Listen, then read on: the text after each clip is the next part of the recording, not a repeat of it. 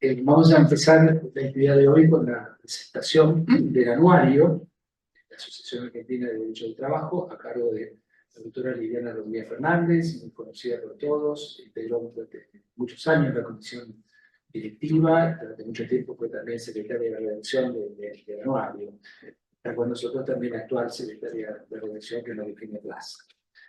Pero aquí, para la presentación, Liliana Rodríguez Fernández, así que Muchas gracias. bueno, no, A ver, si funciona bien. Bueno, en primer lugar, yo estoy acá un poco usurpando el lugar de María Eugenia, porque María Eugenia es la secretaria de redacción del anuario y es la que ha tenido a su cargo todo el trabajo de este año. Yo solamente lo he presentado, pero es efectivamente una enorme alegría. Seguramente ustedes, la mayoría de ustedes saben, los más jóvenes quizás no, que el primer anuario que se trabajó en la asociación en el año 2010 por una iniciativa muy sostenida inicialmente por la doctora María Cristina Solvés, a quien recordamos siempre con un gran cariño a la asociación. Y desde entonces el anuario pretendió ser un espacio donde pudieran desarrollar, hablar, pensar sobre un tema particular del derecho del trabajo y de la seguridad social, un grupo de especialistas, con una característica que se diseñó así desde el primer momento del anuario. Algunos profesores, los profesores a los que todos siempre estamos dispuestos a escuchar, a leer, profesores que todos admiramos, algunos especialistas de la generación intermedia y algún joven. En muchos anuarios ha sido para algunos profesionales el primer artículo que han publicado en alguna publicación de estas características. Entonces, en este anuario se repite esa lógica, esa dinámica, y es un lugar donde es para todos un gusto poder participar, intervenir, discutir los socios de la asociación. Este anuario tiene la característica que es el primero que es digital, es un signo de los tiempos, hasta el anterior, hasta el número 14, la edición es en papel. Hay todavía bastantes números de los números anteriores acá en la sede de la asociación. Y este que es digital va a ser recibido por todos los socios después de la presentación. Si alguien no está en el mail y quiere recibirlo, Hernán, se lo hace saber a Hernán cuando se retira, y así hoy al final del día o mañana lo tiene en su poder. En el número de hoy, como los números anteriores, la idea fue pensar algunos problemas del derecho al trabajo de la seguridad social a futuro. ¿Qué reformas? ¿Qué podría esperarse? ¿Qué sería bueno cambiar? Este número abordó cuestiones procesales de diferentes aspectos, tanto administrativas como del derecho procesal de la Justicia Nacional del Trabajo, incluso la presentación de algunos autores vinculados en la Ciudad de Buenos Aires, y también cuestiones de la seguridad social. Así que yo ordené, voy a tratar de ser breve para no darle tiempo a esto. Ustedes igual van a tener el material a su disposición para leer. No se los voy a resumir de acuerdo, están presentados en el anuario, que están por orden alfabético, sino por temático. Podría presentar en primer lugar el de Mariano Candal, lo conocen seguramente todos, juez de trabajo, docente, que él abordó una cuestión poco transitada, que es la posibilidad de que el juez laboral intervenga en conflictos mientras que el conflicto se está desarrollando, y no como suele ser la práctica de los tribunales, por la propia lógica de la vida judicial, que el conflicto llega cuando el contrato de trabajo ya está extinguido. La propuesta entonces de Mariano Candal es que haya algunas instancias de trámite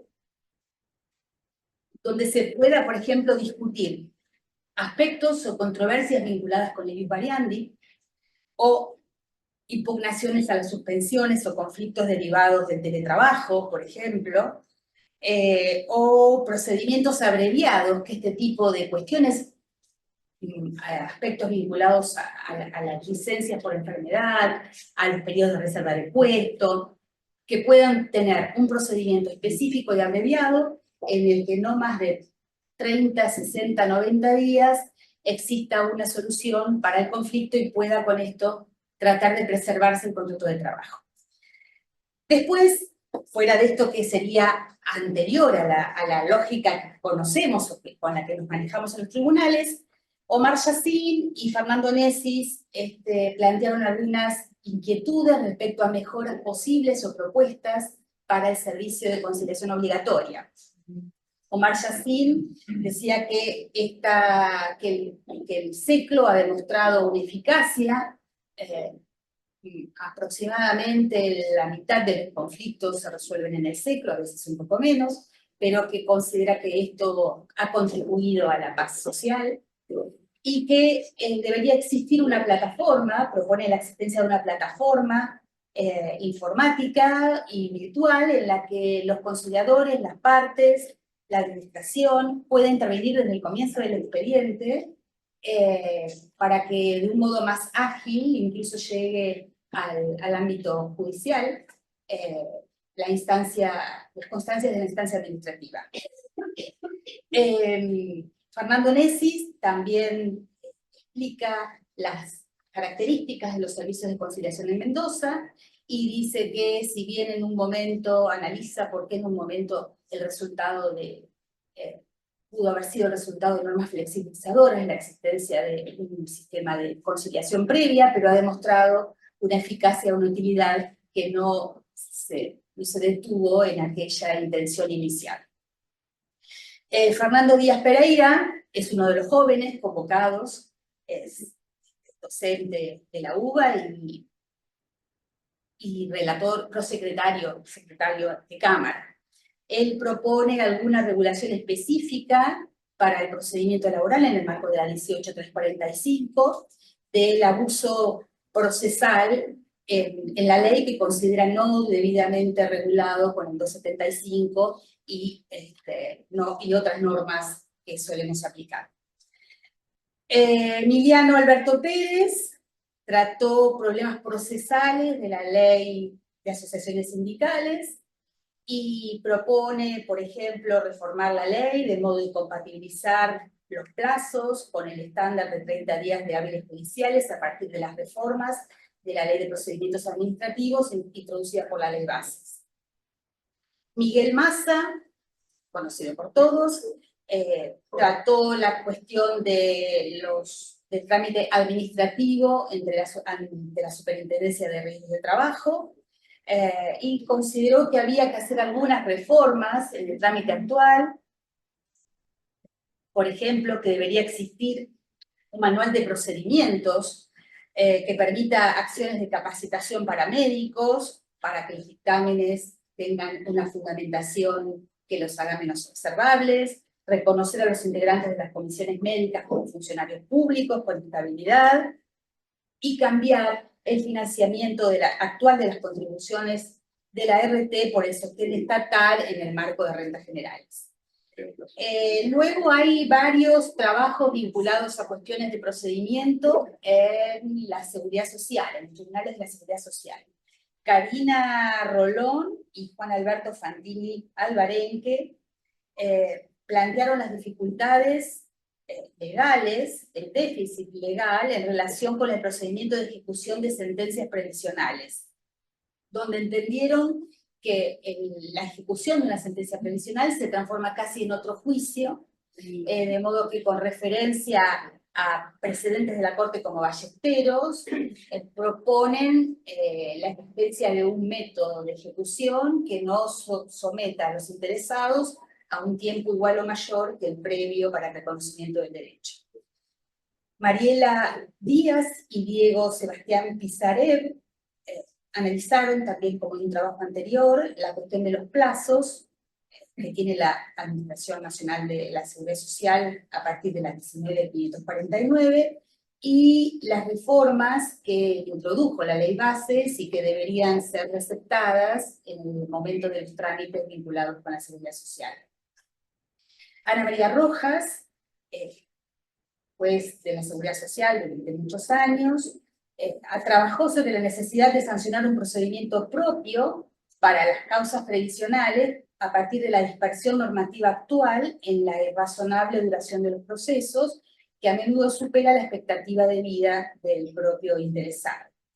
Entonces, planteó, por ejemplo, la necesidad de diseños procesales específicos para que causas menos complejas, como las reajustes de haberes, tengan un procedimiento específico y que no entren en la misma dinámica de los demás procesos previsionales. Pablo Celli no es abogado, es la persona a cargo de la Oficina de Informática de la Cámara de Seguridad Social, y hace un análisis muy interesante que sirve tanto para seguridad social, bueno, para las características de tanto volumen de expedientes, pero para cualquier otra instancia judicial, vinculada al problema de haber trasladado al trámite digital, al trámite informático de los expedientes, la lógica del trámite papel. Y esto hace que un expediente es una acumulación de PDFs, que además son cada vez más extensos, derivados de la fase, no hay que pagar papel romaní, se puede traer mucha jurisprudencia, se puede ocurrir mucho, y esto complica enormemente, desde el punto de vista de Celli, la tramitación, el estudio de las causas. Propone el desafío de pensar sistemas, que el sistema sea informático y no que sea una acumulación de documentos sueltos, separados, que la verdad todos los que trabajamos en estas cosas judiciales sabemos que terminan siendo más difíciles de manejar que un expediente papel. Después tuvieron sus propias intervenciones Juan Carlos Ceruti y Sebastián Manuel Pasarín, ambos integrantes de la justicia del trabajo de la Ciudad de Buenos Aires. Ceruti propuso la necesidad de reconocer la autonomía constitucional de la Ciudad de Buenos Aires, y entonces la necesidad que en ese contexto la justicia de la Ciudad de Buenos Aires laboral asuma el desafío de modernizar el trámite, garantizar soluciones rápidas y justas en su expresión y fomentar la seguridad pública. Ambicioso. Y Sebastián Pasarín también trató la cuestión de la autonomía de la ciudad por un interesante recorrido sobre las normas vigentes y sobre los fallos de la Corte, un buen compendio normativo y jurisprudencial. Hasta aquí el contenido del anuario, pero seguramente es mucho más interesante la lectura, así que se les recomiendo, y quedan además invitados para la participación de los socios en propuestas de temas o de autoría, que esta es la finalidad que ha tenido el anuario desde el primer día. Y ahora los dejo con el doctor Héctor Lizado, que va a hablar de un tema de absoluta actualidad y que tiene a todos los laboralistas en estado de crisis, que es las reformas vinculadas a la repotenciación de créditos y su aplicación en el país. Los dejo.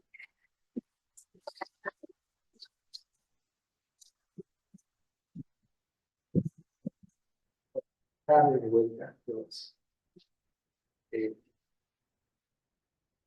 Disculpen que voy a hacer un breve raconto de la situación anterior a la actual, porque nos va a ayudar, van a ver ustedes que nos va a ayudar a entender un poco mejor algunas soluciones, o por lo menos por qué se llega a esta normativa actual, y nos puede orientar, esta historia nos puede orientar un poco para interpretar y explicar mejor. Muy brevemente, hasta el año 1974 regía la jurisprudencia del principio nominalista, según el cual el deterioro de la moneda se enjugaba, se conjuraba mediante intereses. En 1974 empieza, al menos en el derecho del trabajo, el periodo de la actualización monetaria. Julio de 1974 se sanciona la ley 20.695, que estableció que los créditos laborales, los créditos provenientes de las relaciones individuales de trabajo demandados en juicio, deben ser actualizados con los índices oficiales de incremento del costo de vida. Esta norma fue reproducida prácticamente de manera literal. El artículo que en esos momentos era el 301, después pasó a ser el 276 de la ley del contrato de trabajo. Lo demás es historia más conocida. Esta norma tuvo varias reformas, tuvo varias versiones. donde se modificaron el punto de partida de la actualización, que en alguna época relativamente breve era a partir de la promoción de la demanda, pero que en casi todo el periodo de vigencia de la actualización monetaria fue desde que cada suma es debida. Y hubo alguna variación también en cuanto a los índices oficiales de costo de vida, índice de peón industrial, esto es muy breve periodo, índice de precios al consumidor a nivel general, índice de precios al consumidor de la capital federal, variaron un poco en el tiempo. Pero la cuestión es que con estas variantes, el régimen de la actualización monetaria estuvo vigente durante 17 años, de 1974 hasta 1991. En 1991, todos recordamos, la ley de convertibilidad derogó cualquier norma que estableciera o autorizara la actualización de índices, la repotenciación de los créditos o cualquier otro mecanismo similar. Una enumeración bastante amplia como para impedir cualquier posibilidad de actualización o indexación de los créditos. Y por supuesto, esto afectó el artículo 276 de nuestra ley. Esto fue general, afectó la economía, pero afectó particularmente a los créditos laborales que ya tenían por ley un método de autorización. La Corte desde el inicio apoyó la ley de convertibilidad, al punto tal que esto probablemente pocos lo recuerden.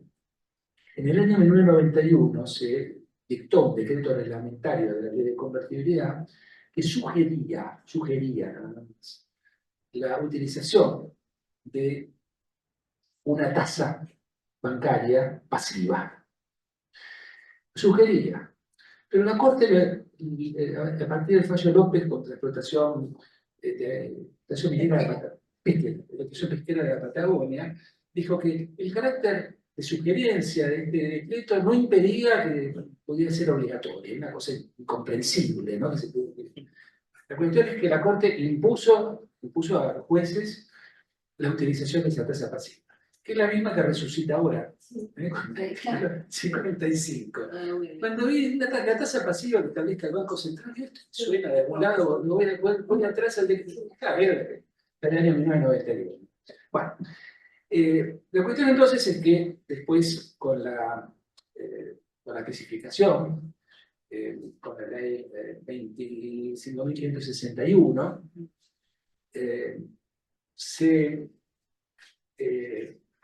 ratificó, se modificó un poco el contenido de la ley de convertibilidad, pero en lo esencial se mantuvo la prohibición de indexar. Claro que a partir de ese momento, con la pérdida de la convertibilidad, la supresión de la convertibilidad, se produjo el incremento de los precios, después fue agudizando con el transcurso del tiempo. A punto tal que ya en aquella época, estoy hablando de 2002, algunos autores pronosticaban que la actualización monetaria iba a volver de la mano de la jurisprudencia, cosa que 4 años después terminó sucediendo. Pero el hecho es que, por lo menos en el año 2002, se ratificó la prohibición de indexar. Bueno, y la Corte convalidó esa prohibición con el argumento de que el derecho de propiedad podía tener una protección mediante la autorización monetaria, pero la perduración sin herida, sin tiempo, de esa autorización monetaria podía hacer reaparecer el fenómeno de la inflación. Es decir, si bien podía solucionar la situación de muchos acreedores, a la larga iba a tener para la Corte el efecto de realimentar la inflación. Evidentemente la Corte participaba del criterio económico de que la actualización monetaria es causa de la inflación. En realidad no es más que una consecuencia de la inflación. Pero bueno, con esos argumentos, la Corte en algunos fallos bastante conocidos, Masolo, por ejemplo, Puente Olivera, si no lo recuerdo, era de una causa proveniente de una sentencia de la Cámara Nacional de Operaciones de Trabajo. Bueno, en esos y en otros fallos, la Corte convalidó la constitucionalidad de la prohibición de indexar. Y la cuestión es que los tribunales, cuando hablo de los tribunales me refiero a la Cámara Nacional de Operaciones de Trabajo, los tribunales de las distintas provincias, durante muchos años siguieron esa directiva. La jurisprudencia de la Corte fue acatada durante muchos años, y utilizamos, la Cámara nuestra también, los intereses, es decir, fue la vuelta al nominalismo. La vuelta al nominalismo, utilizamos lo que se había utilizado durante tantas décadas en el pasado, que es la tasa de interés. La Cámara Nacional de Apelación de Trabajo en un principio fijaba las tasas de interés mediante resoluciones informales, pero que eran conocidas por todos los jueces. Informales quiero decir las que no se dejaba constancia escrita, las primeras, después sí se fueron asentando en actas o resoluciones, pero las primeras resoluciones eran informales. Claro, por influjo de eso del fallo de la Corte de López contra la explotación pesquera de la Patagonia, en algún momento la Cámara tuvo que acatar esa directiva de la Corte. Pero después, en el año 1994, con un cambio de la composición de la Corte devolvió a los jueces la potestad de fijar la tasa de interés a través del fallo del Banco Sudamericano. Y se siguió así durante mucho tiempo, utilizando los intereses, y realmente creo que en general la comunidad jurídica estaba satisfecha. Los jueces consideramos que con los intereses podíamos conjurar los efectos negativos de la inflación, los litigantes aceptaban eso. Cada tanto, por lo menos los jueces de la Cámara Nacional de Apelaciones del Trabajo, nos reuníamos para ajustar la tasa de interés a los vaivenes de la economía. Y algo más o menos parecido ocurrió también en las provincias. En las provincias también había mucha diversidad de criterios en cuanto a los intereses. En algunos se utilizaba la tasa pasiva, en otras alguna tasa activa, pero nos manejábamos todos con los intereses. Llegó un momento en que advertimos, no es que lo advertimos espontáneamente, sino porque nos lo señalaron los litigantes repetidamente, que los intereses eran insuficientes para conjurar el deterioro de la moneda. Entonces teníamos un montón de operaciones donde nos decían que se estaba produciendo una licuación del crédito, o cuentas, cálculos. Al principio no podía pensar, bueno, quizás en este caso, y los intereses no funcionaron, pero cuando vimos que esto se repetía en muchos casos, dijimos, bueno, tenemos que hacer algo. Los intereses, así como están, como se vamos aplicando, generan en definitiva la licuación del crédito, sobre todo en los juicios viejos, que tenían muchos años de antigüedad. Entonces, nos reunimos varias veces, hicimos cálculos, barajamos las distintas alternativas, no fueron decisiones improvisadas, y así dictamos el acta 2764. Acá seguramente ya debe haber más gente que va recordando que esto es más próximo en tiempo. El acta 2764 lo que utilizamos era la capitalización periódica de los intereses. Cosa que no surgía expresamente de la letra del Código Civil Comercial, pero entendimos que era una interpretación posible, minoritaria, muy minoritaria, hay que reconocerlo, pero una interpretación posible, porque el Código Civil y Comercial decía que los intereses se capitalizarán desde la fecha de promoción de la demanda, no a la fecha, desde la fecha, lo cual podía sugerir alguna carencia, alguna repetición de esa capitalización. Entonces dijimos, bueno, aplicamos las mismas tasas que venimos aplicando hasta ahora, pero con una capitalización anual. Bueno, la historia es conocida, la Corte Suprema de Justicia de la Nación, en un tiempo que fue récord para la Corte, que suele demorar muchos años, aplica a veces la cronoterapia. La Corte muy rápidamente descalificó una sentencia fundada en el acta 2764, y esto lo hizo en la causa Oliva. Hay dos tipos de argumentación en la causa Oliva. Por un lado, la Corte dijo, esto no se ajusta a lo que establece el Código Civil y Comercial. Es una sentencia arbitraria porque contraría lo que establece el artículo 768 del Código Civil y Comercial. Para mí es una interpretación posible, pero bueno, para la Corte es una interpretación arbitraria.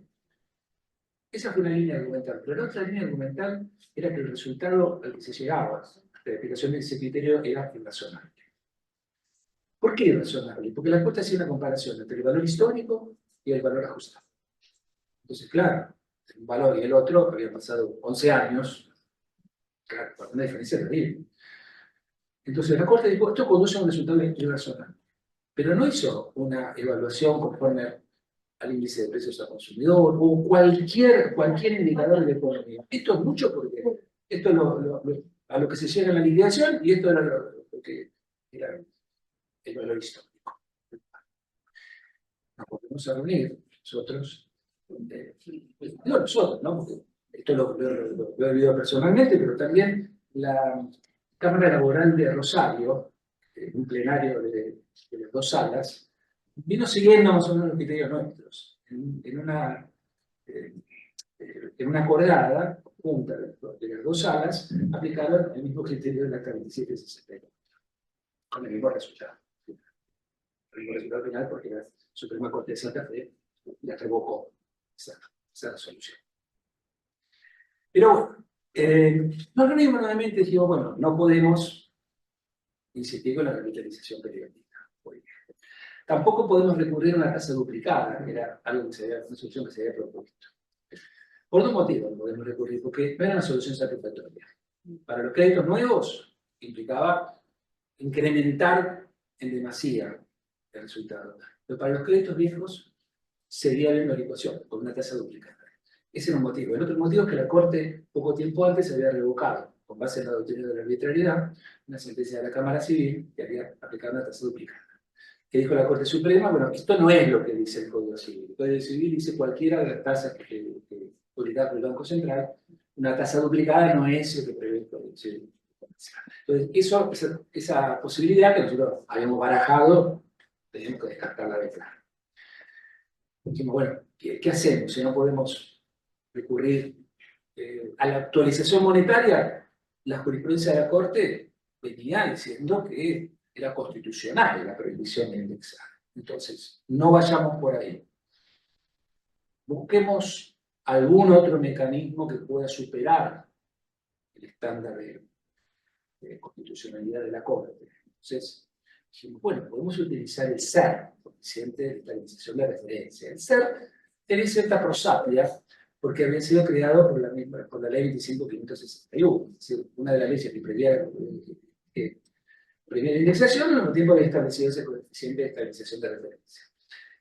Hay que reconocer que obviamente no era para casos comunes, sino que era para compensar los perjuicios ocasionados por la pérdida, por el abandono de la convertibilidad, pero un mecanismo que nos pareció adecuado porque tenía una vinculación con el índice de precios del consumidor. Seguía más o menos el ritmo del costo de vida. Entonces dijimos, bueno, acá hay un mecanismo posible. ¿Cómo lo fundamos esto? Bueno, algunos pensamos que podíamos verlo como, esto se podía ver como una deuda de valor, lo cual puede parecer un poco audaz, pero nos basamos en algo que había escrito Lorenzetti, uno de los jueces de la Corte que había suscrito Oliva, en un libro tenía, un libro posterior a la especificación, había dicho que una manera de compensar el deterioro de la moneda era considerar a los créditos monetarios como deudas de valor. Era un poco audaz eso, pero pensamos que era una manera de evitar la licuación de los créditos. De ahí podía pasar por el tamiz de la Corte. Ahora, claro, nuestra intención nunca fue favorecer a nadie, sino evitar la licuación de los créditos, porque realmente las cuentas que nosotros hacíamos con la aplicación de la tasa bancaria más alta, que es la de la vieja resolución 2658, una tasa activa, aplicada de manera plana, es decir, sin capitalización, conducía a una licuación del crédito comparado con lo que era el incremento del costo de bienes. Estamos hablando de una pauta objetiva. Entonces dijimos, bueno, esto es un índice que en definitiva refleja el costo de bienes. Algunos colegas dijeron, bueno, esto es una tasa de interés, y no era una tasa de interés. Por eso van a ver que en la fundamentación del Acta 2783, que de eso se trata, están las dos líneas de fundamentación. Por un lado se habla de deuda de valor, por otro lado se habla de una tasa de interés. porque es publicada por el SER, que era publicada por el Banco Central, pero esto es producto de los distintos criterios y bueno, tuvimos que armonizarlos para poder lograr una fundamentación única. Por supuesto que entre nosotros también había opiniones diversas, se hicieron varias votaciones, yo perdí todas. Hace que si tenemos tal índice, tal otro, un interés adicional de tanto por ciento, yo decía el 3, el colega decía el 6, bueno, con capitalización, con una capitalización, yo decía sin capitalización. Perdí todas las votaciones, pero en definitiva todos estábamos de acuerdo en que había que aplicar el método con el coeficiente con fuera. Bueno, la Corte también otra vez con la gran celeridad falló la cuadra, revocó por arbitraria una sentencia de la Cámara, la 10ª, si no lo recuerdo, que había aplicado el Tratado 1783. Y también con 2 líneas de argumentación. Uno, que esto se aparta de lo que dice el Código Civil Comercial, que el SER no es una tasa de interés, es cierto. No es una tasa de interés. Entonces, esto se aparta de lo que dice el Código Civil Comercial. Pero la otra línea de fundamentación nuevamente dice que el resultado es exorbitante. Y vuelve a hacer la comparación. 11 años se han transcurrido desde el origen del crédito hasta la fecha de liquidación. 11 años. Compara el valor con SER más 6% no, con el valor histórico. ¿Cuánto era? 9.000%, se había incrementado. No, perdón, 19.828%. Impresiona esto así. Lo que pasa es que es la impresión que tuvimos. Si no está cotejado con alguno de los indicadores de la economía, decir esto es probablemente puramente efectista. Pero que ustedes que la Corte lo dijo acá, y lo dijo en centenares de causas, porque de aquí en más, en todas las demás causas que llegaban, con la aplicación de la ley de la 2783, la Corte remitía a la cuadra. Así que parece que en todos los casos el resultado era exorbitante, sin efectuar ningún tipo de comparación. En uno de estos dos casos, no recuerdo si fue en la cuadra o fue en el libro, la parte actora pidió una aclaratoria donde le señalaba a la Corte que la evolución, la repotenciación arrojaba un resultado proporcional idéntico, prácticamente idéntico a la evolución de los sueldos de los ministros de la Corte. Pero por ser suficientemente claro en el lugar, entonces no. Se estimó el periodo de aclaratoria. Bueno, entonces, otra vez nos volvemos a reunir. La Cámara, pobre, la Cámara de Rosario también se engancharon un poco con nosotros. Y establecieron una actualización. Estoy buscando acá cuál era el índice. Creo que lo utilizaron el CERT y en el DISTE, más un 6% anual, algo parecido al año electrónico, y también la Suprema Corte de Santa Fe se lo revocaron. Así que le fue como a nosotros. Yo digo todo esto porque esto no es una cosa de la capital federal, o después de la Cámara Nacional de Operación de Trabajo, que a veces nos pegan diciendo que somos los rebeldes, que estamos contra la Corte. Esto en muchas provincias venía pasando algo similar, porque el fenómeno se replicaba en todo el país. Entonces, la Cámara Laboral de Rosario venía teniendo más o menos soluciones iguales o similares a la nuestra y con el mismo resultado.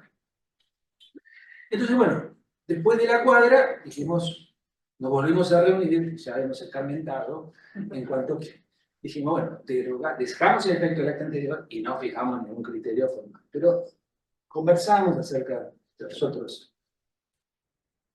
algo que la ley de organización laboral nos prohíbe ahora de forma rotunda, ¿no?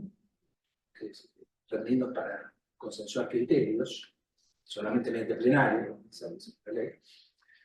Pero nos reunimos, intercambiamos algunas ideas, y no de forma instantánea, pero fuimos uniformando la jurisprudencia nuestra para decidirnos a declarar la inconstitucionalidad de la prohibición de indexar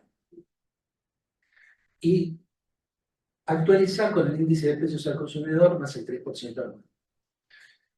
Es una tasa que para muchos les puede parecer bajísima. Yo soy de la vieja guardia, de la vieja época, cuando la Cámara utilizaba sobre capital actualizado un interés de 15%. Y la Corte había dicho que eso no era arbitrario. aplicar un interés del 15% anual sobre el capital autorizado. Otros tiempos, ¿eh? Estoy hablando de la década del 80, principio de la década del 80, la Corte, que no era arbitrario, no era irrazonable la tasa de interés moratoria del 15% sobre el capital autorizado. Pero son otros tiempos, pero también han cambiado las cosas, porque en aquella época las liquidaciones, lo que son que han liquidado en aquella época, en los años 80, 90, incluso principios de los 90, recordarán que los reclamos laborales no eran muy abultados, no existían, o recién aparecieron a principios de la década de 90, a mediados de la década de 90, las llamadas multas o indemnizaciones agravadas. Entonces, las sentencias no tenían condenas importantes ya a valor nominal. Claro, la superposición de distintas indemnizaciones agravadas o multas, como las llaman, generó que los créditos ya nominalmente fueran más elevados. Y mientras se los actualizaba con una tasa de interés plana, no nos dábamos cuenta. Pero cuando los queríamos actualizar con algún índice de precios o con algún otro mecanismo similar, los resultados eran nominalmente altos. Bueno, la cuestión entonces es que de forma casi unánime, las distintas salas de la Cámara Nacional de Protección del Trabajo declarábamos en nuestras sentencias la inconstitucionalidad de las normas prohibitivas de la indexación, reitero, sin habernos puesto de acuerdo de manera formal, pero por las conversaciones que teníamos entre nosotros y con una sala resolver las cosas, y me parece bien este criterio, terminamos prácticamente uniformando la jurisprudencia en ese sentido, de aplicar el índice de precios al consumidor previa declaración de inconstitucionalidad en los prohibitivos de indexación, más un interés de 3%. Este 3% no es casual, porque ustedes recordarán que es el que estableció el fallido decreto de necesidad de urgencia 70 de 2023. Sí. Yo fui uno de los que declaró la inconstitucionalidad, pero la doctora también, pero por algunos aspectos. Sí. Por algunos aspectos, sí. Pero la declaración de inconstitucionalidad, nosotros resolvimos, era por el origen de ese decreto. No se pueden modificar las leyes mediante modificaciones sustanciales, un decreto de Poder Ejecutivo, cuando realmente no exigía una verdadera necesidad y urgencia de hacerlo. El Congreso estaba reunido, incluso se había enviado un proyecto de ley que replicaba el texto de ese decreto de necesidad de urgencia. No había ninguna razón que avalara esa conducta del Poder Ejecutivo. Pero esta norma, la que autorizaba la repotenciación de los créditos con un máximo de resultado de índice de precios al consumidor no sé, 3%, para mí era la única norma, una de las pocas normas verdaderamente rescatables que tenía ese decreto de necesidad de urgencia. Entonces, en algunos fallos lo mencionábamos como un criterio que reflejaba la voluntad del Poder Ejecutivo. En el interior pasó lo mismo, en algunos tribunales provinciales también aplicaban estas pautas de índice de precio del consumidor en 3% con cita del DNU 70. La Suprema Corte de Buenos Aires, en el caso Barrios, dijo que no era un caso laboral, pero el criterio era perfectamente aplicable también en materia laboral, dijo que en ciertos casos, como en ese, Barrios, se podía declarar la inconstitucionalidad sobreviniente de la previsión indexable, las normas preventivas de la indexación.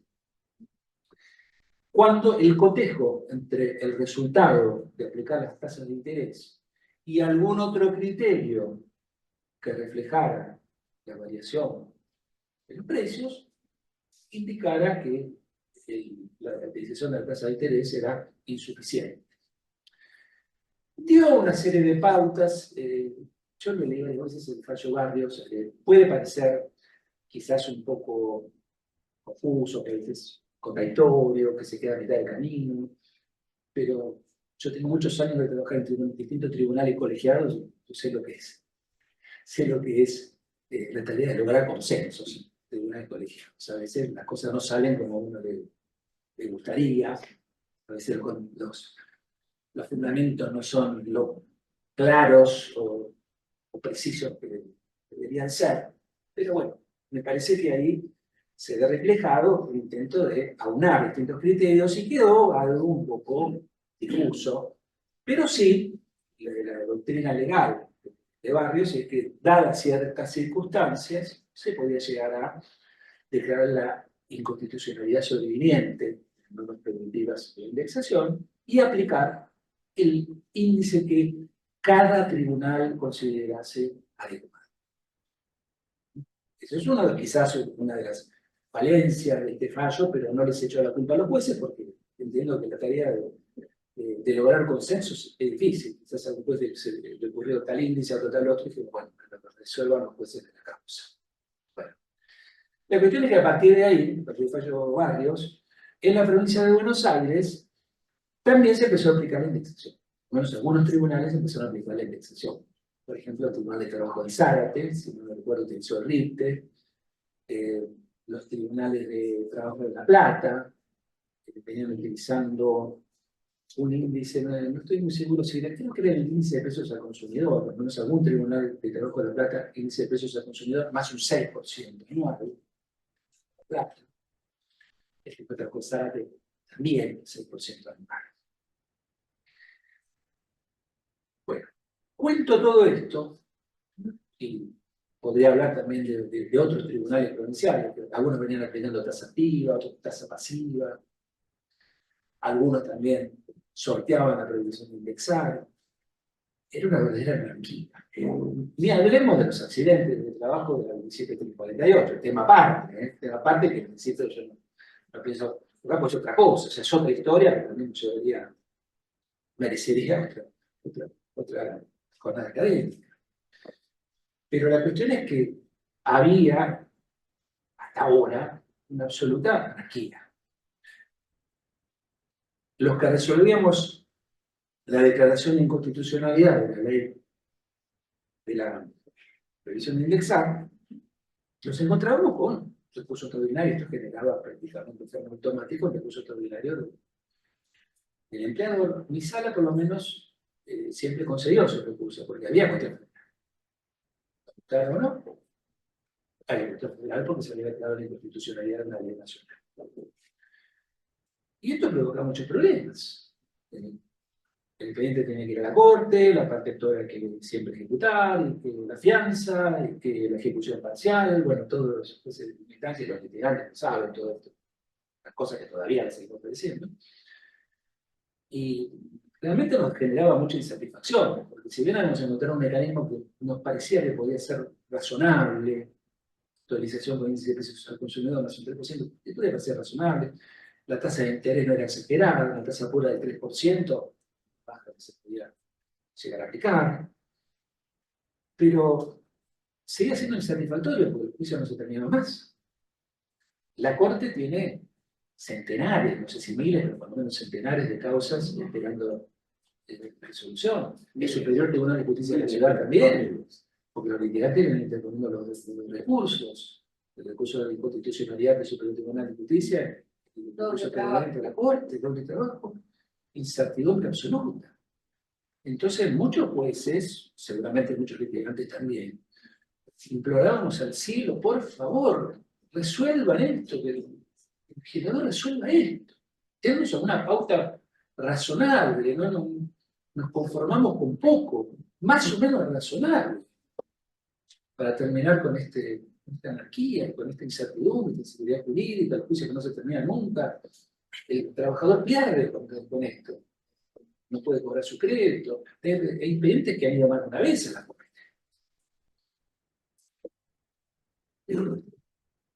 A veces nosotros resolvíamos la aplicación del índice de precios al consumidor más el 3% en expedientes que ya venían de la corte, es decir, que ya había habido alguna sentencia que había sido revocada en la corte y no sabíamos qué iba a pasar con la sentencia nueva.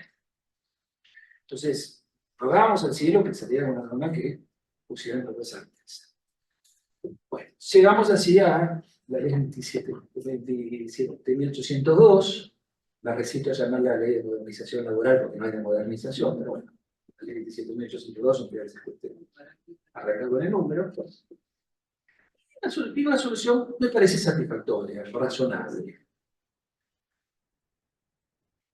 El problema está en la distinción que hace de juicios viejos y juicios nuevos.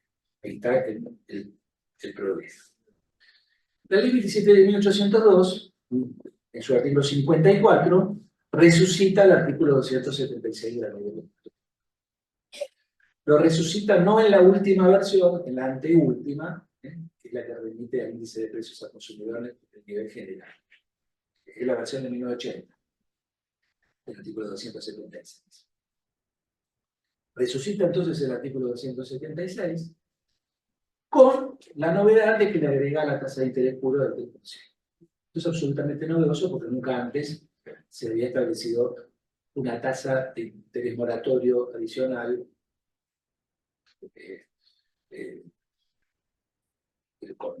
cuantificada. ¿Sí? Todos partimos de la base de que la actualización monetaria, cuando existía, había que agregar el interés moratorio, pero la fijación de ese interés moratorio era algo que quedaba librado del criterio de la rentabilidad. Ha ido fluctuando con el tiempo y últimamente era el 3% para la Cámara Nuestra, 6% para algunos tribunales de la provincia de Buenos Aires. Entonces, hasta ahí me parece que esto es razonable, una solución razonable. De hecho, ahora vamos a ver la jurisprudencia, y nadie ha dicho que sea, o casi nadie ha dicho que sea irrazonable esto de IPC más 3% para los juicios futuros. Nadie ha dicho que esto fue, casi nadie ha dicho que esto fue irrazonable. Salvo el Tribunal de Trabajo 2 de La Plata. Después lo había comentado. El gran problema está con el artículo 55. El artículo 55 es el que dice que para los juicios ya iniciados, los juicios que estén que van a ser sentencia definitiva, incluyendo los que tienen un recurso de queja pendiente, se va a aplicar otro sistema de repotenciación, que en principio sería la aplicación de la tasa pasiva informada por el Banco Central, que es ni más ni menos que la de aquel decreto del 1991. Esa sería la pauta general, o por lo menos la que aparece como primera pauta, que no va a ser, en la mayor parte de los casos no va a ser la pauta general, pero es la que aparece en primer término, con un máximo y un mínimo. El máximo es el del artículo 276, es decir, IPC, el precio al consumidor, más un 3% anual. Y la mínima es el 67% de ese mecanismo, 67% de IPC más 3. Entonces, acá ya tenemos algunos problemas, o por lo menos algunos flancos para la crítica. Uno, ¿por qué se emplea un criterio distinto para los juicios viejos y otro para los juicios nuevos? Otro, si es insuficiente, este tope mínimo. Otra cuestión es la aplicación a juicios que ya están en trámite, lo cual tiene un efecto retroactivo. Esto tiene un alcance retroactivo. Después tenemos que interpretar qué significa con recurso de queja pendiente. Algunos se preguntan, bueno, ¿recurso de queja ante quién? Y va a ser recurso de queja pendiente, ese recurso. Evidentemente, quien para todo esto ha pensado el recurso de queja ante la Corte. ¿Y por qué poner esto? Esto era hasta innecesario, porque si todavía no hay sentencia definitiva, si hay un recurso de queja ante la Corte, la sentencia todavía no está firme. Pasa que esta es una distinción que a veces no se entiende muy bien. Una sentencia que tiene pendiente un recurso de queja ante la Corte es ejecutoria, pero no está firme. Ejecutoria, pero no está firme. Entonces yo me imagino que cuando debatí, que estaban escribiendo esto, han dicho, bueno, ¿para qué vamos a poner esto del recurso de queja? Ya se sabe que la sentencia que tiene un recurso de queja pendiente todavía no está firme. Bueno, qué sé yo, pero ponelo igual, pongámoslo igual, por la duda para que no vaya nadie siempre. Quiero que algo así pasó. Si bien me gustó usar la redacción, pero por lo menos no deja tantas dudas. Bueno, el tema fundamental, acá hay dos cosas, la retroactividad, dos problemas, la retroactividad y la diferenciación. Esos son los dos problemas principales. El otro problema puede ser la eventual insuficiencia, a criterio de muchos, de ese importe mínimo.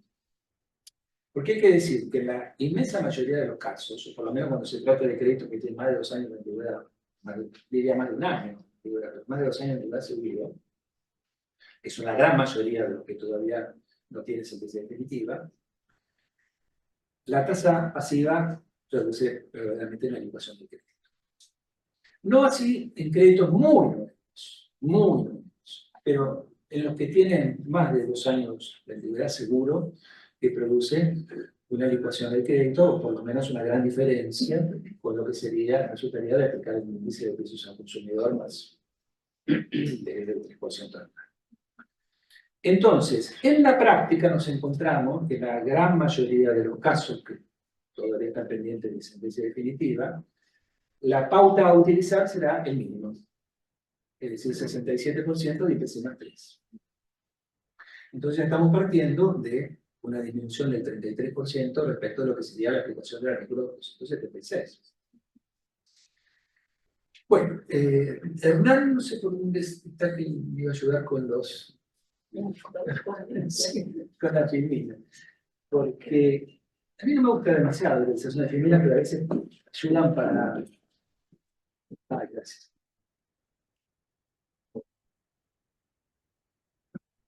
Perfecto, perfecto. Bueno, voy recopilando los fallos, estuve recopilando hasta no digo hasta hace media hora, porque llegando casi a la puta máquina, pero hasta las 2 de la tarde estuve recopilando fallos. Yo venía pidiendo todo, por favor, cuando salga algún fallo, mándenlo. Sí, ya está, falta una firma, falta registro, falta esto, falta que se esté la sala, mándenmelo cuando pueda. Hoy recibí unos cuantos fallos, más algunos amigos, algunos grupos, unos chats donde se comparten algunos otros fallos. Entonces hice una recopilación que probablemente la semana que viene esté desactualizada, pero bueno, esto es lo que bastante para orientación sirve. Entonces, empecemos por lo más sencillo, los fallos que aplican en el artículo 55 de la ley 27.802. Es decir, reitero, el criterio para los juicios que todavía no tenían sentencia definitiva firme sobre el tema. En esta primera filmina van a encontrar que es algunos fallos del interior profundo del país. Profundo digo, porque después tenemos también algunos de la provincia de Buenos Aires, que son más profundos. Juzgado de trabajo de primera denominación de Tucumán, juzgado de trabajo de tercera denominación, fallo de equidistancia, entonces un acercamiento, no sé ni siquiera qué dirá después la Cámara, sobre el tribunal, pero ya se va visorando una sentencia de fallos de Tucumán que están aplicando este artículo 55, un fallo de la Sala 2 de Córdoba, de la Cámara de Trabajo 2 de Córdoba, unipersonal del juez Cristian Requena. Porque en Córdoba tiene un sistema particular donde, a pesar de que se trata de una cámara, no hay apelaciones. Una cámara del trabajo, integrada por 3 vocales, pueden dictar sentencias de manera unipersonal. Entonces, esto refleja la opinión de uno de los integrantes de la Cámara, pero es el que es sentencia. Bueno, todos estos fallos son los fallos más viejos, si podemos así decirlo, viejos al pasar, ¿no? ¿Y el día? Bueno, 7 días. Sí, 7 días, sí. Más. Pero la cuestión es que estos fallos aplican al artículo 55 sin mayores consideraciones. Sí, seguramente agarraron dormidos a los litigantes, no les dieron tiempo para plantear constitucionalidades, y estos fallos han salido de esta manera, sin ningún desarrollo adicional. Tampoco era necesario, ¿no? Pero no era necesario si los jueces consideran prima facie que se trata de una norma constitucional. A ver, yo cuando aplico una norma, hago un control de constitucionalidad aunque sea imperfecto. Si yo advierto que es inconstitucional, lo aplico, porque yo tengo la inconstitucionalidad de oficio. Pero bueno, estos fallos, por lo menos prima facie, considerar que esta norma es constitucional y la han aplicado. Bueno.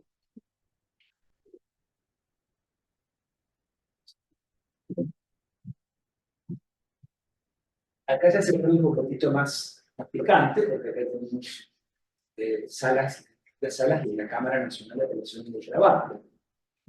¿Se me escucha bien? Sí, me parece que me alejo un poco del micrófono, disculpen. Bueno, el primer fallo con incidencia de la doctora García Bior, pero la mayoría, la segunda, aplica el artículo 55. Sí, sí, de oficio, sí, porque en todos estos casos las declaraciones de inconstitucionalidad, cuando las hay, son de oficio. Porque en todos estos casos los litigantes no llegaron a articular evidentemente la inconstitucionalidad. Bueno, el primero de la sala segunda, primero de la enumeración, se puesto en orden de salas. El siguiente de la sala tercera, donde hay incidencia de la doctora Cañal.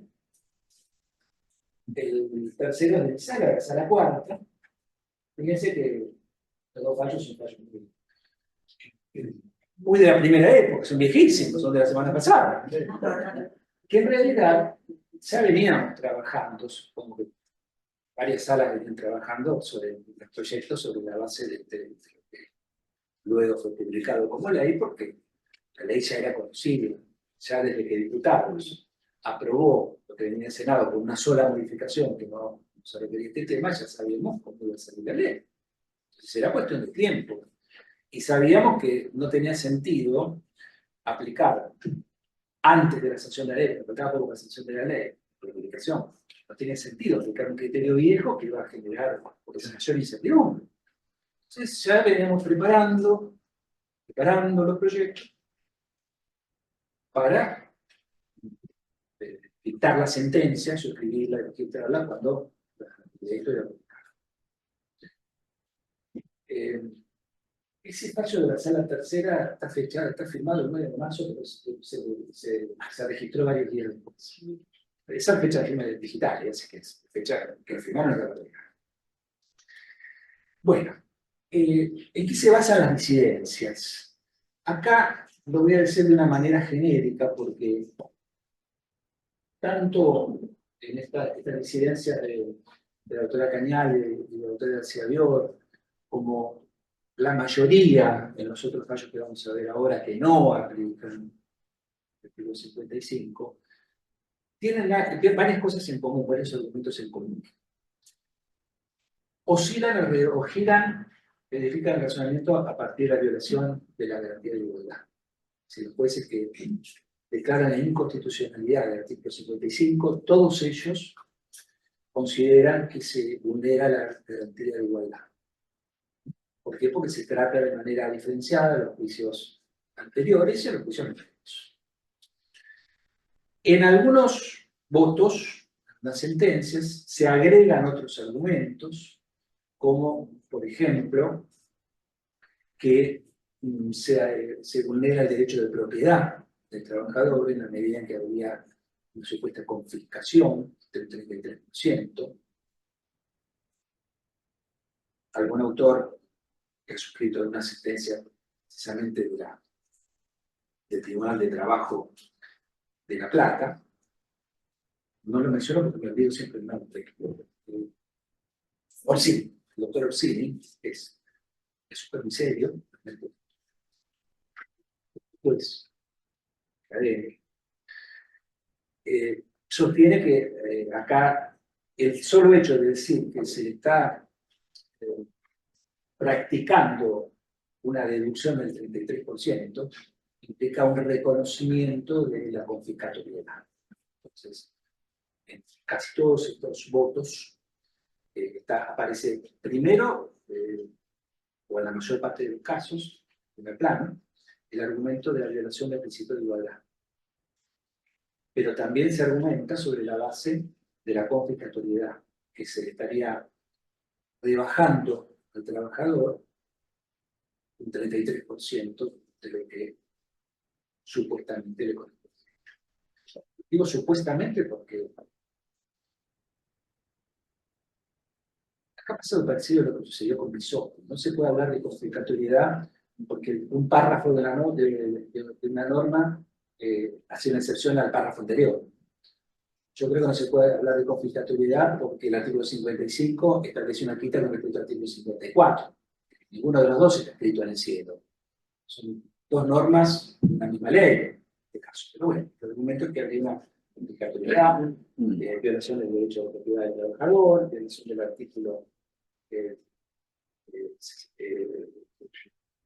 14 bis de la Constitución Nacional, del artículo 17 de la garantía de propiedad, del artículo 75, inciso 2, con respecto a algunos tratados de derechos humanos. Esos son los fundamentos sobre los que pivotean estas declaraciones de inconstitucionalidad. Donde hay alguna disidencia, los jueces que terminan formando mayoría rebaten estos argumentos, sobre todo el argumento de la igualdad. Después voy a dar alguna precisión.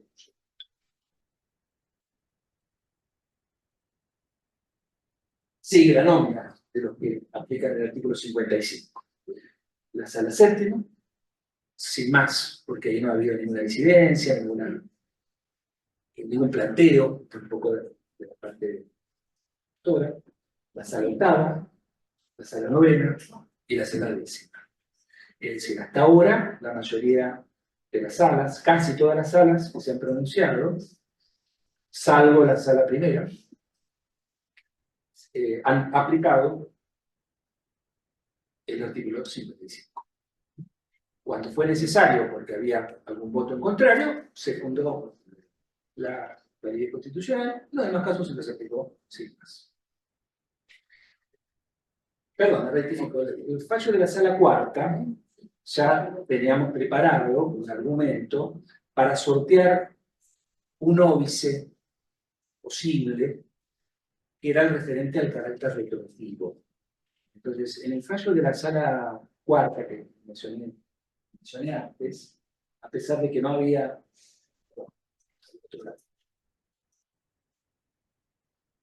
En ese fallo Valdés contra Anticipate, de los primeros, hay un argumento acerca de la validez del carácter retroactivo de esta norma. Para fundar la validez de ese carácter retroactivo, recurrimos a viejos fallos de la Corte referentes al tema de la autorización monetaria, donde la Corte, hubo un caso en que la Corte examinó una norma que se aplicaba, en materia de autorización, que se aplicaba a una de las causas que tenían sentencia firme. Es decir, hay una retroactividad con todas las letras. Y la Corte dijo, esto es constitucional. ¿Por qué? Porque se trata, en la medida en que no se haya cancelado el crédito, se trata de un efecto pendiente de una relación jurídica anterior. Acá hay retroactividad no tan intensa como la de que es otra norma, pero la doctrina esa de la Corte sirve, me pareció que es adecuada. Se trata de un efecto pendiente y nadie puede invocar un derecho adquirido a que el crédito se calcule de una determinada manera cuando se trata del propio deudor que se beneficiaría con su incumplimiento. Es decir, es un argumento que estaba pensado más bien para aventar posibles cuestionamientos de los demandados. Aunque actualmente hay algunos cuestionamientos de los demandados por la aplicación de esta norma, pero la mayoría de los cuestionamientos que nos están lloviendo, porque están presentando muchos escritos, muchos abogados, la mayoría de los cuestionamientos provienen de la parte trabajadora. Entonces, ya ven ustedes que aplica el artículo 55, sala 2, 3, 4, 7, 8, 9 y 10, es decir, 8 salas. No, perdón, 7 salas. 7 salas. Una no la aplica la sala primera, y hay 2 salas que todavía no se han pronunciado, porque tenemos el problema de la desintegración de las salas, vacantes. Probablemente mañana, pasado, muy pronto vaya. Vamos a sí, faltan todavía la quinta y la sexta. No puedo adelantar lo que voy a decir, porque no lo sé, pero ya hay una mayoría, una tendencia mayoritaria a convalidar este artículo 55. Ahora vamos a lo que no. no aplican el artículo 55 de la ley 27.802 con base en la declaración de inconstitucionalidad. Entonces, hay un fallo de la Sala 1 de la Cámara de Trabajo de Córdoba, también unipersonal, del juez Chileta, que es uno de los primeros que se publicaron, con lo cual probablemente lo hayan leído, lo hayan visto ustedes. La Sala 1 de la Cámara Nacional de Operaciones del Trabajo, con voto unánime,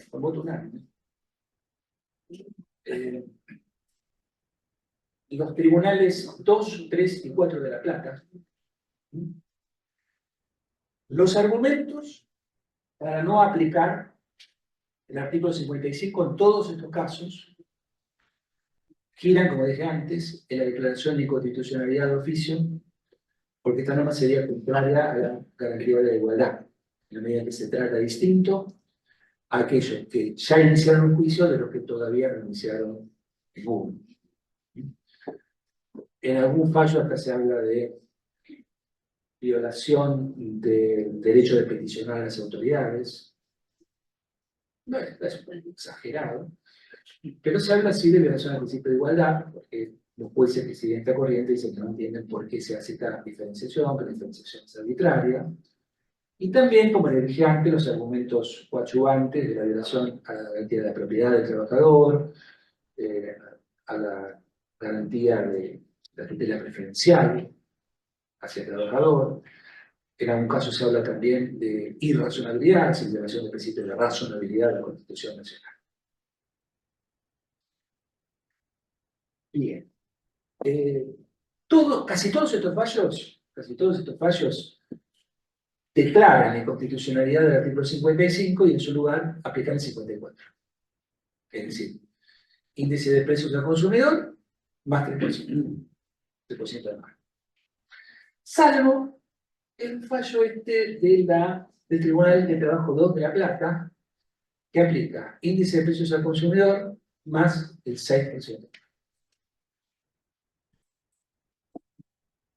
Tiene su lógica porque se apoyan en el fallo Barrios de la Suprema Corte. No voy a decir que sea una solución irrazonable, pero ya el juicio es seguir abriendo el abanico de posibilidades.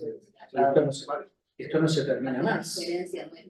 No es tanta la diferencia, pero además que no terminamos más. No jurídicamente puede ser bueno, pero para el litigante. Por eso hay argumentos que pueden ser, que pueden tener color, pero. Vamos a parar la corte de nuevo para sí, sin hablar de que se complica extraordinariamente la labor judicial, pero para el litigante, que es en definitiva el beneficiario, el sujeto para el que nosotros trabajamos. Y algunos argumentos son en abstracto, además. ¿Cómo? Algunos argumentos son en abstracto. Porque si se toma el día antes y el día después, posterior a la ley, 54 y 55, las sumas son idénticas. Sí, son. Con lo cual, decir que hay casi es un chequeo caso por caso. Sí. En algunos de estos fallos se dice que hay que hacer la comparación caso por caso. En algunos de esos fallos se hace la cuenta. No en todos. Sí. No en todos. Bien. Todavía yo no me he pedido una causa concreta acerca del tema de la violación de la garantía de igualdad. Tengo una opinión formada, por supuesto estoy hablando en abstracto, como corresponde a una académica, no van a poder recusar con causa Colombia, pero... Sin causa sí ahora. Sin causa sí. No, la resolución sin causa da. No demos Otro tema. Bueno, yo creo que esto no es contrario a la garantía de igualdad. Porque la Corte tiene dicho hasta el cansancio que la garantía de igualdad lo que garantiza, lo que asegura, es trato igual en una razonable identidad de circunstancias. Y que corresponde al legislador clasificar el objeto de la legislación, hacer clasificaciones y hacer diferenciaciones. Si nosotros llegamos al extremo, la aplicación del principio de igualdad, no hay norma classista, porque el legislador se la pasa clasificando y distinguiendo. Eso es lo propio del legislador. Entonces, lo que ha dicho la Corte es, que no hay violación de la garantía de igualdad por el hecho de que el legislador dispense distintos tratamientos en situaciones de posibilidad diversas, siempre y cuando el criterio de diferenciación sea razonable, no sea arbitrario, es decir, no esté guiado por pautas de injusta discriminación o de indebido privilegio, aunque la solución sea opinable, aunque el criterio sea opinable. Entonces, yo pienso, y esto tiene que ver con lo que le venía diciendo antes acerca de la historia, por qué llegamos a donde llegamos, que hay una diferencia objetiva, opinable, pero hay una diferencia objetiva entre los juicios viejos, vamos a decirlo así, iniciados, y los nuevos. Y es el elevado nivel de la inflación, que ha existido, todavía tenemos una inflación alta, por supuesto, pero era mucho más elevada en los años precedentes. Y recordemos lo que dijo la Corte. La Corte, tanto en Oliva como en La Cuadra, hacía la comparación entre valor nominal y valor ajustado. Entonces, si hay una variación importante, esto es inconstitucional, esto es irrazonable, sin compararlo con el costo de vida ni con ningún indicador. Entonces, para la Corte sí es algo relevante, y no en un caso, en centenares de casos, porque estoy hablando de dos causas, dos leading cases, más las numerosísimas, los centenares de revisiones de esos casos. Entonces, si para la Corte, cuando da mucho, cuando el número es un número impresionante de variación de monto por aplicación de algún criterio de adecuación, entonces eso es susceptible de la tacha de arbitrariedad. Y realmente yo no quiero que las Cortes se sigan yendo a la Corte, los litigantes tampoco quieren que se sigan yendo a la Corte. Entonces, a mi humilde entender, este es un criterio de diferenciación que es opinable. También podríamos haber dicho, bueno, ¿y por qué en vez de distinguir entre juicios nuevos y juicios viejos? ¿Y qué pasa si uno inicia el juicio un día después de la ley, de la entrada en vigencia de la ley, y otro inicia un día antes? Sí, el criterio es opinable. En algún momento había que hacer un corte, o se podía, no digo que había que hacerlo, en algún momento se podía hacer un corte. El legislador utilizó esta pauta, podía haber utilizado una pauta temporal, de decir a tal fecha, a tal otra, pero también estamos con el tema de Bogotá, ¿no? Claro, quería eso. Sí, un poquitito. Sí. Es lo que transcurre en un continuo, ¿no? El continuo, ¿En qué momento se exacto. hace el corte? Claro, ¿en qué momento se hace el corte? El legislador eligió una pauta fácil, es decir, bueno, juicios viejos y juicios nuevos. Es opinable, pero para mí no deja de ser una pauta objetiva, es decir, no veo acá un criterio de persecución, de discriminación objetiva, un deseo de perjudicar y de discriminar debidamente a nada, más allá de que el criterio, insisto, sea opinable. Entonces, para mí no hay relación de garantía de igualdad. Y después, la presunta confiscatoriedad, bueno, no hay un criterio que esté escrito en el cielo. A ver, la actualización monetaria es un arbitrio, buen arbitrio, es objetivo, pero no está escrito en el cielo. Entonces me parece que está dentro de las facultades del legislador hacer este tipo de negociaciones. E insisto, esto creo que no lo dije antes, pero ya lo hemos escuchado tantas veces. La declaración de inconstitucionalidad de una ley es la última ratio, es el último recurso. Es decir, la repugnancia entre la ley y la Constitución tiene que ser manifiesta, tiene que ser abierta. A mí no me gusta esto de que sea un 67%. A mí no me gusta. Pero hay una repugnancia manifiesta que nos llega a declarar ahora en inconstitucionalidad de este nuevo criterio y a seguir eternamente, entonces me parece que no se terminaría más. Me parece que no. Humildemente, con todo respeto, hacia los jueces que han sufrido estas causas, que respeto mucho, pero sinceramente no comparto otras. Así que bueno, una cosita más que la dejo planteada, ¿no? Es fácil la solución, es fácil quiero decir implementar la solución, o es fácil la aplicación de esta nueva ley en los juicios que están a sentencia. De hecho, ven ustedes con qué rapidez ya estamos resolviendo, por la aplicación o por la no aplicación. Se nos va a complicar un poquito más ahora que están empezando a llover los escritos, los cuales estamos dando traslado. Entonces, eso va a demorar unos días más con el traslado y después escuchar, en todo caso, las dos partes, resolver. Pero, ¿qué pasa con los que están con un recurso de queja ante la Corte o con un recurso extraordinario concedido? La ley dice que el criterio no es aplicable también a sus puntos. ¿Y ahora quién lo va a hacer?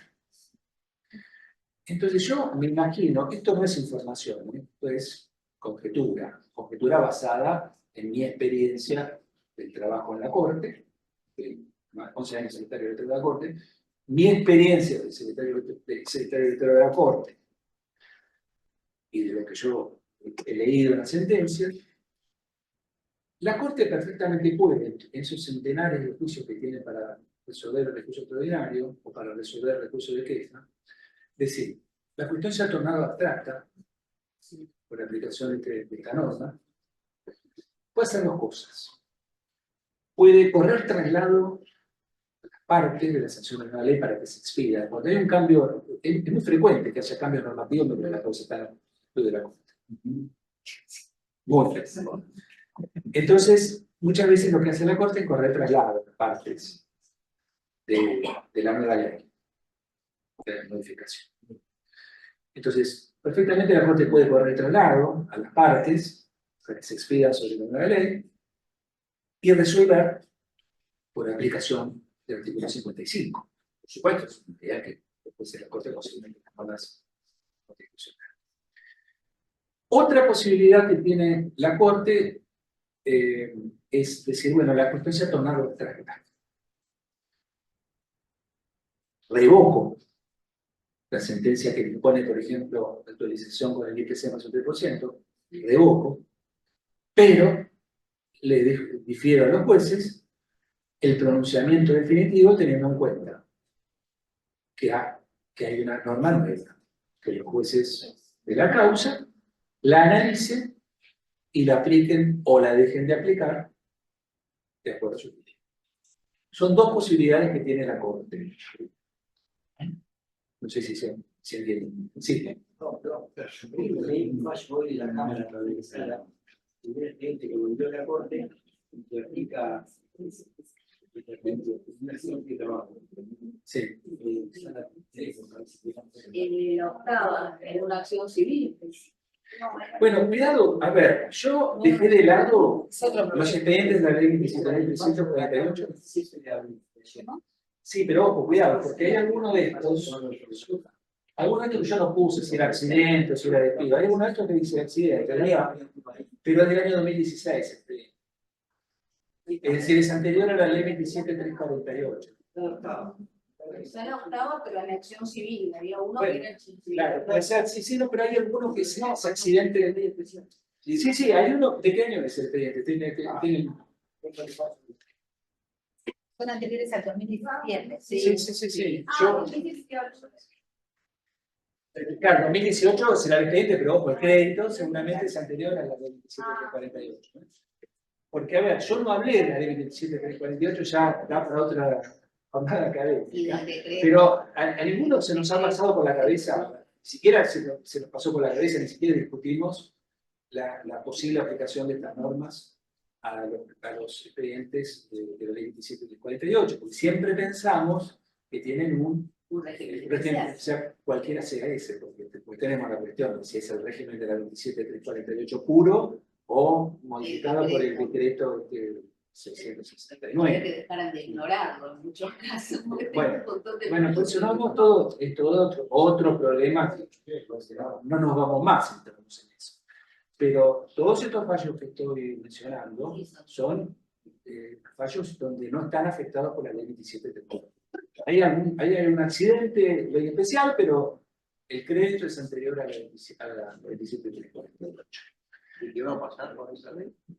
Con la 27.348. Créditos, con esos créditos. Y bueno, a partir de ahora ya nosotros estamos concediendo, o denegando su caso, pero tratando trámite a los recursos de inconstitucionalidad que se plantean desde que se publicó esta ley.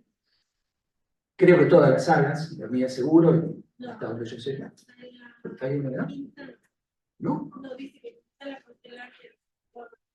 Ah, bueno, está bien, pero son muy recientes, son muy recientes, muy recientes. Pero hasta ahora todos venimos aplicando, concediendo los recursos ante, concediendo o denegando, porque no hay que concederlos. Si no hay cuestión constitucional o cuestión de arbitrariedad, tendremos que denegarlo como venimos denegando los recursos extraordinarios federales. Pero venimos dando traslado, venimos sustanciando, y bueno. Algo que no sé si llegó a Cámara ya son las ejecuciones de expedientes con recurso concedido por la Cámara en la Corte. Estamos algunos limitando la ejecución a este criterio y hay apelaciones. No sé si ya han llegado a la Cámara, no sé si que hayan llegado después o pendiente. Seguramente no, todavía no tratamos nada de eso. Es un problema Puede que algunos tengamos. Porque, a ver, hay algunas oportunidades donde los jueces pueden revisar lo que han resuelto. Por ejemplo, en general los tribunales venimos aplicando el artículo 771 del Código Civil y Comercial, y cuando entendemos que hay que morigerar el resultado de la repotenciación. Entonces, esa sería una oportunidad, si hay que tratar el pedido de morigeración, sería una oportunidad para aplicar el artículo 65. Oportunidad, no digo que se haya aplicarlo necesariamente, pero es una oportunidad para... También hay casos en los que se solicita la conversión de la tasa de interés. En la doctrina del fallo Navata, es un muy viejo, antiguo fallo de la Sala Tercera de la Cámara Nacional de Previsión de Trabajo, de otros tiempos, donde resulta que se había establecido la tasa de interés en un determinado contexto económico, y el contexto económico cambia, el demandado no pagó nunca, pasan años, y se pide una modificación de la tasa de interés. En aquella oportunidad, la Sala Tercera, la Cámara Nacional de Previsión de Trabajo, sentó criterio en la causa Navata de que la fijación de la tasa de interés se hace en consideración al contexto económico a la fecha que se dicta la sentencia. La sentencia no puede prever el futuro. Si pasan años, cambia el contexto económico, los jueces pueden revisar. El deudor no ha pagado, los jueces pueden revisar la tasa de interés. Están viniendo cada tanto expedientes donde se invoca la aplicación de esa doctrina. Bueno, es una oportunidad en la que los jueces podemos valorar si se aplica o no se aplica este artículo 55. Así que bueno, todo esto es muy nuevo, vamos a tener que ir decantando los criterios. No puedo adelantar una solución definitiva, pero hay oportunidades en las que los jueces, a pesar de que ya nos hayamos pronunciado sobre la tasa de interés, tengamos la oportunidad de aplicar este artículo 55 por la vía de la morigeración del artículo 771 del Código Civil y Comercial, por la vía de la revisión de la tasa de interés. Entonces, en ese caso, habría que aplicar el criterio. Bueno, estoy a disposición de ustedes para las preguntas. Sí. Bueno, doctor, en referencia a esto que usted decía del abanico de planteos posibles, Sí. Comparto ese efecto que en determinado momento se estableció el interés legal, ¿no? Que es eso, hasta el momento de la seguridad jurídica, su seguridad contribuye, ¿no? Pero hay una técnica deficitaria que puede, lamentablemente, no clausurar del todo ese abanico de posibilidades. Uno que, algunos dirán la sutileza, ¿no? Pero el 76 habla de la actualización y la realización de los créditos laborales. Yo entiendo que el legislador quiso establecer eso en ese título y fijar el interés moratorio de tal modo que los magistrados y las magistradas daban una libre interpretación del 768 y establezcan, por ejemplo, un 15% de interés. O sea, todo junto en ese título. El título, que además quizás puedan llegar a haber planteos donde algunos entiendan que ese concepto de 76 solo refiere a la actualización y que aparte podría peticionarse sobre el 168 otra parte. Ahí habría posible planteo, pero una cosa, más cerca de canteros, hay una diferencia en la operación del 70 con el actual 76, Lenin hablaba de interés puro. Este no habla de interés puro, así que es equiparable a la recompensación. La recompensación de interés es un interés solo que la tasa de interés. Y aquí otra cosa, si no fuera, si la consideraría que es actualizemos a tasa de interés, que está en 2.76, posible, si se aplicaría el 770, se calcularía el porcentaje de interés al tiempo que, digamos, no se dio por Chile. Algún fallo de estos que les mencioné, algún fallo, me estoy acordando de la sala segunda, deja abierta la posibilidad de una capitalización. Nosotros no lo hemos hecho porque me parece que estamos mezclando dos sistemas, llamémoslo repotenciación, adecuación, como lo que queramos llamar, es el Código Civil con el de la ley. ¿Por qué? El Código Civil parte de la base de la fijación de un interés moratorio de acuerdo a las tasas bancarias, que en principio hay que aplicarlas de manera plana, pero a partir de la fecha de promoción de la demanda se emite, según lo ha entendido la Corte por lo menos, una sola capitalización. ¿En qué deriva esto? En la adecuación de los créditos. Acá se ha adoptado otro mecanismo distinto que pivotea alrededor de la actualización monetaria, porque es fácil darse cuenta que el componente principal acá no es el 63%. El componente principal, por lejos, importancia, es la actualización monetaria. Entonces, a mí me parece, por lo menos es lo que he pensado cuando di mi voto en ese fallo que les mencioné, que no se pueden mezclar dos sistemas, tomar lo mejor, la combinación lo mejor de cada uno, y volvemos a ver, no terminamos más. Tenemos esa diferencia. En teoría, algo que tiene más interés. Soy componente. A ver, no es una cosa, por supuesto, no es razonable lo que decimos. Yo creo que estamos mezclando los dos mecanismos diversos, el del Código Civil y el de la Ley de Contrato de Trabajo.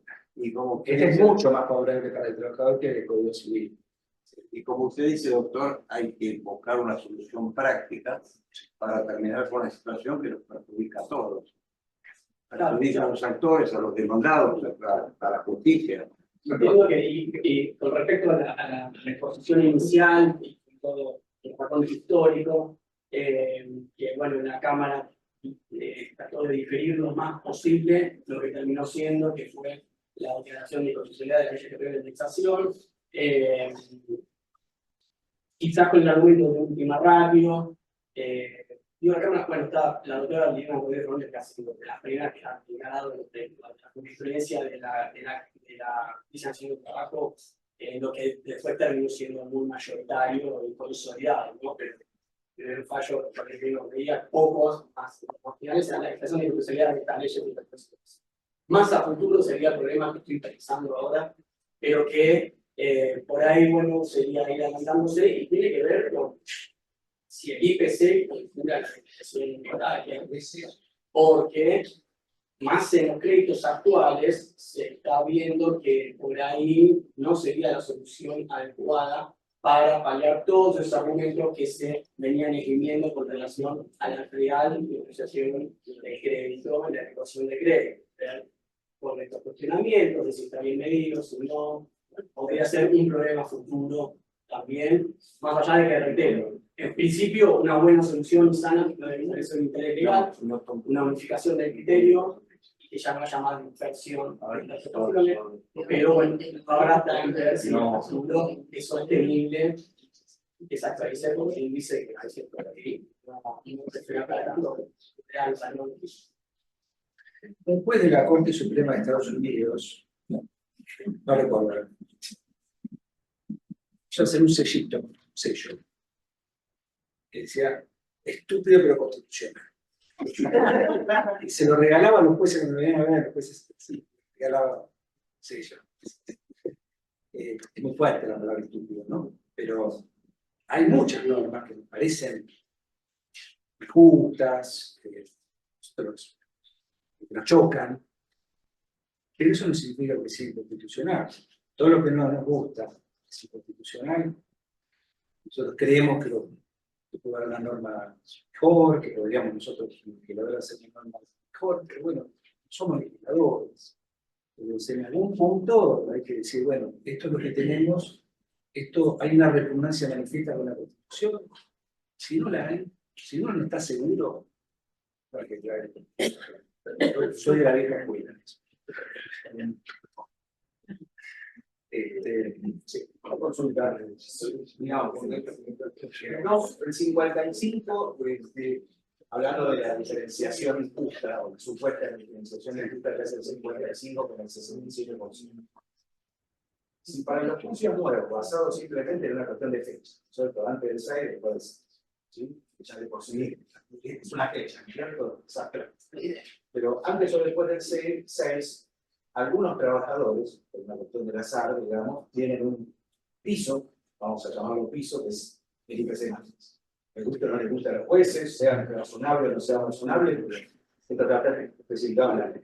En tanto que el trabajador, que por el motivo que fue, ha litigado, viene litigando desde hace 7, 8 años, N tiempo, digamos, que sería lo más perjudicado por el contrato de limitación, que se pretende unificar a través de un criterio legislativo, es el más perjudicado, porque él no tiene una quita del 67%. En realidad, el cálculo base para el 55 es la tasa pasiva del BCA real. O sea, esto no es visor, es al revés, digamos. Es decir, trabajadores nuevos que hace poco que litigan tienen una mejor condición el día que tengan una sentencia que trabajadores que, pese al paso del tiempo, todavía no la han obtenido. Lo cual me parece que la cantidad de verdad está clara, digamos, relacionada. A ver, yo creo que opinable es altamente opinable, pero hay un criterio objetivo de diferenciación que está dado por la elevada desvalorización de la moneda en el periodo anterior. Que hay una reducción del ritmo de inflación, que sigue siendo muy alta, pero hay una reducción. Y además que la práctica nos demuestra que los juicios viejos tienen componentes, ya en valores nominales muy altos. La mayoría de ellos están incrementados con la gran cantidad de indemnización, de agravantes, son acumulativos. Si todo esto es opinable, la solución que hizo el legislador es muy opinable.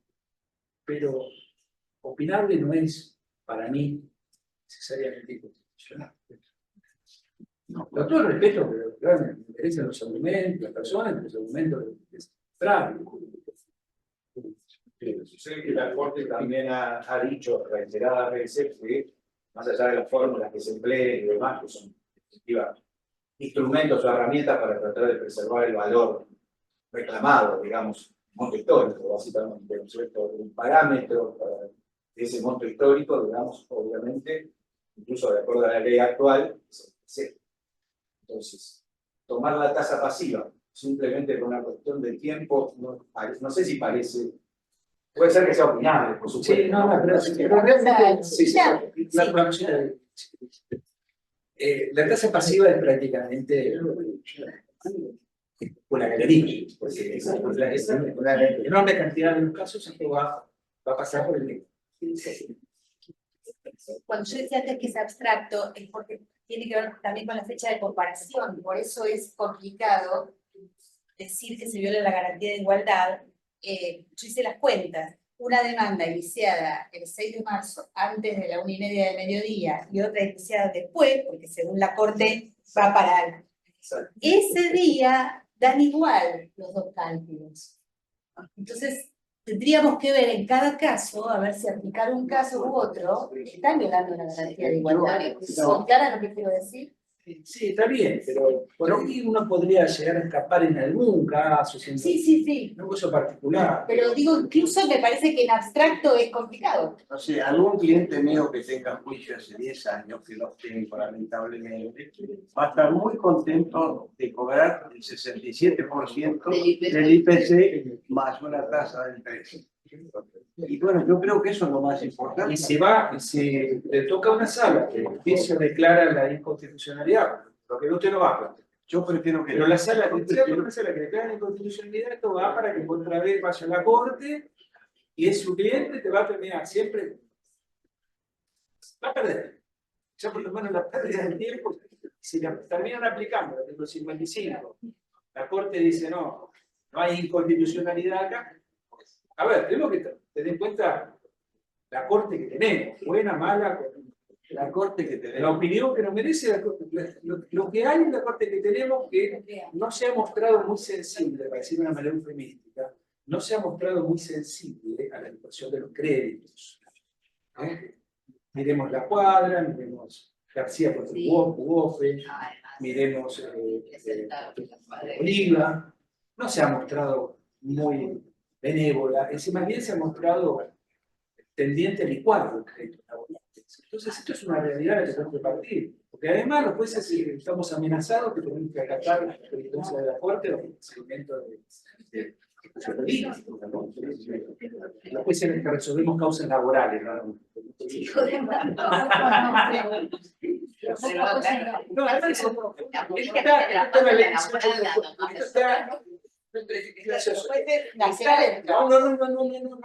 no, hoy no está la ley 18.345.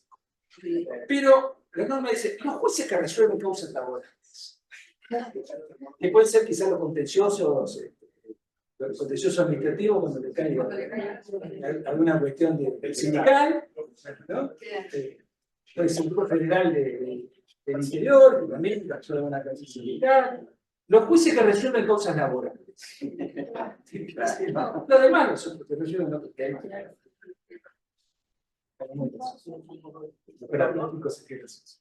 Te consulto. Respecto al IPC, el IPC se publica siempre al vencido. Entonces, teníamos un problema que es que el día que la persona tiene la derrotada al pago y después al día siguiente capaz de salir la nueva versión del IPC que te corrió el monto. Tengo entendido que el Banco Central ahora, en la nueva tasa que publica, muestra el ser, entiendo que capaz con la capitalización diaria, pero que no es lo que dice la norma, además la del IPC, no de ser, que es lo que publica el Banco Bueno, Central. algunos de estos fallos ya he leído tantos fallos en pocos días que ya no me acuerdo cuál es exactamente. Pero hay uno que aplica directamente el SER. ¿Sí? Yo la el SER es la plata. Pero ¿por qué aplico el SER? Porque en definitiva sigue el ritmo de la inflación, y porque está en la calculadora del Banco Central, y porque en la inflación diaria esto nos evita tener que hacer los ajustes. Yo les cuento, en la prehistoria, cuando hacíamos liquidaciones con el artículo 276, asumíamos que esto era de mes a mes. Y no nos importaba tanto si vendíamos primero, cinco. Cuando la inflación estaba, ojo, Claro, claro. cuando estaba la inflación en dígito, la inflación mensual, digo, pero cuando tuvimos 196% de inflación mensual, ahí fragmentaba. No, y acá son capaz 40 días. Ahí no nos quedaba otra solución que fragmentar, hacer una regla de 3 simples, porque si no, era una distorsión tremenda. Y bueno, ahora tenemos cerca del 3% mensual, ojalá que sea menos, pero bueno, la inflación diaria no sería tan significativa. Pero esto lo vamos a ir haciendo. Pero para aplicar el cero habría que recuperar la personalidad, porque habría que modificar la norma. No, bueno, a ver, lo que dicen eso, dicen, bueno, esto más o menos es el papel. Ok, sí. Pero no sé, vamos a ir. De hecho, el Banco Central, para cumplir con el Sí, la calculadora. por el hacer. Hay cosas que vamos, sí, no es exactamente, tampoco es muy distinto, no es muy distinto, no sé, vamos a ver, por ahí nos acostumbramos todos a eso, qué buena solución.